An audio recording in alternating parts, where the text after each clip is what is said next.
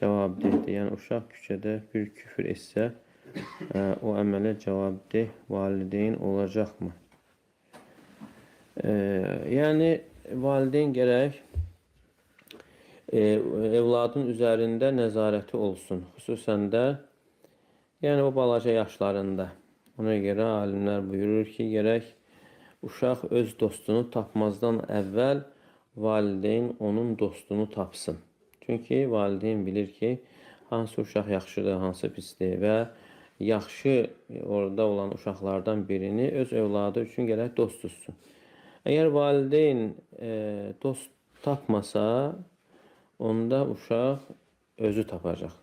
Uşağın da çox vaxt özünün tapdığı dostlar, yaxşı dostlar yəni olmur. Ona görə bunlar hamısı məsuliyyət, yəni valideyn üzərində olan məsuliyyətə aiddir. Yəni ən birincisi onun üçün çalışmasıdır, dualarıdır və eyni zamanda valideyn özünü islah etməsidir. Yəni belə baxanda bir çox kitablar var tərbiyə haqqında. Yəni tərbiyənin qaydaları, üslubları haqqında kitablar çoxdur. Amma yenə onunla yanaşı ən başlıca səbəb valideynin özünün islah olmasıdır. Əgər valideyn özü islah olarsa, uşaqların da çox vaxt, istisnalar ola bilər, uşaqların da islah olmasına səbəb olur. Bu ümumi qaydadır. Əl-bələdu-tayyibu yaxrucu nəbətuhu bi-izni rabbih. Yəni, münbit yerin torpağı Rəbbinin izni ilə yaxşı olar. وَالَّذِي خَبُثَ لَا يَخْرُجُ إِلَّا نَكِدًا. Və o şoran torpağın da elə bitkisi də olmaz. Yəni, bu da onu bildirir ki, yəni, çox vaxt valideynin salih olması səbəbi ilə evlad salih olur, yaxşı olur. Amma istisnalar var.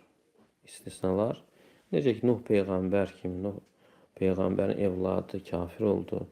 Abu Cəhil kimi kafirin evladı Ekrimə radiyallahu anhu böyük sərkərdələrdən oldu. Yəni, bunlar istisna hallardır. Əsasən, valideyn yaxşı olmaz. Həmçinin Kəhf surəsində gəlir ki, وَكَانَ أَبُوهُمَا صَالِحًا. O iki uşağın mallarının qorunmasının səbəb nə idi? Onların atasının, yəni salih olmasıdır. Ona görə yəni valideyn özünü qoruyarsa haramlardan və xüsusən də təklikdə olan haramlardan qoruyarsa, inşallah evladların da salih olmasına və həmçinin evladların da onu bir kişi kimi, ata kimi yəni saymasına səbəb olur. Və həmçinin qeyd edirlər ki, valideynin yəni öz kişiliyini itirməsi və ata kimi sayılmamasına səbəb tək olduğu zaman haramlara yol verməsidir.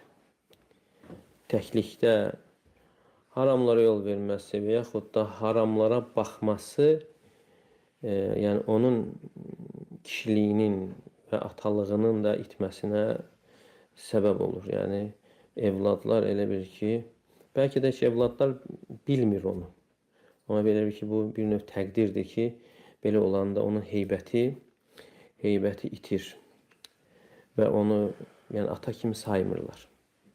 Və əgər belə bir şey varsa, insan gərək yəni öz əməllərinə çəki düzən versin, tövbə eləsin, istiğfar etsin və ondan sonra yenə yəni öz heybətini qaytara bilər.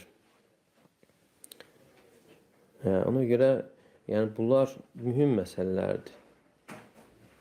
Yəni bir var sadəcə o səbəblər sözsüz səbəblərdən tutmalı. Amma ən başlıcası yəni tərbiyəçinin, tərbiyə verən insanın özünün salamat olmasıdır.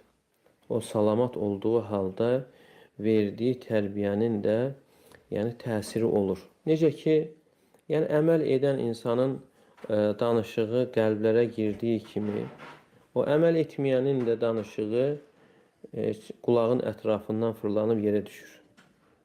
Qəlbə girmir. Deməli, o ən əsas məsələyə biz diqqət yetirməliyik.